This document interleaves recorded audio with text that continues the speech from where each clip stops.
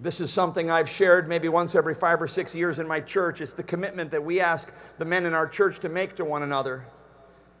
And it's going to be painful for me to read it. There's a number of men that I am seeking to keep this commitment to who have...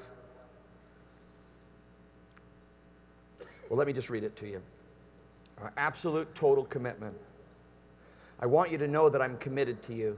This is what we should be saying to each other. I want you to know that I'm committed to you. You will never knowingly suffer at my hands. I will never say anything or do anything knowingly to hurt you, even if you hurt me.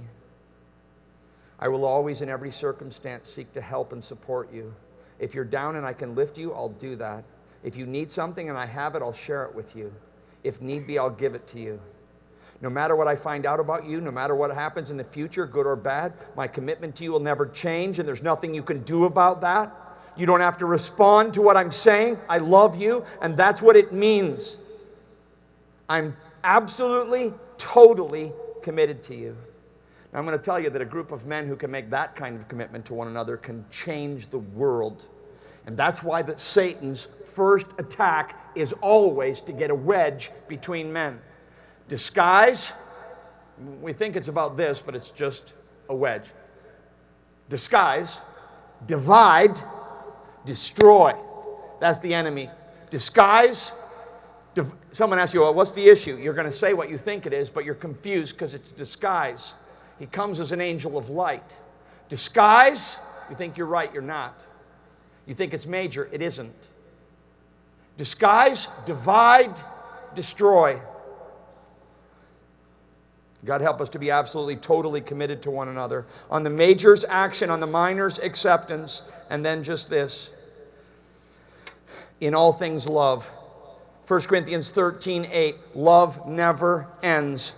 If you were to read over in Colossians, they wrap the passage together in the same way. After listing all of the things that we're supposed to be, forgiving one another, forbearing with one another, in perfect harmony, letting the peace of Christ rule in us. Put on love, which binds everything together in perfect harmony. In all things, love. You've been challenged this weekend to watch out for your family, to step up and do something. But if it's not done in love, it's going to be a disaster.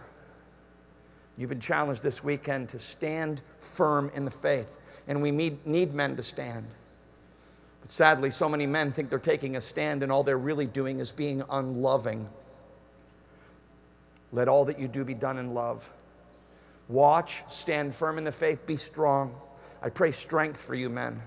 I pray strength for myself and for everyone who's ministered from this platform. I pray that we'd be stronger than we've ever been before, and I pray that God would crush in us any sense that we can be strong apart from this binding together called love.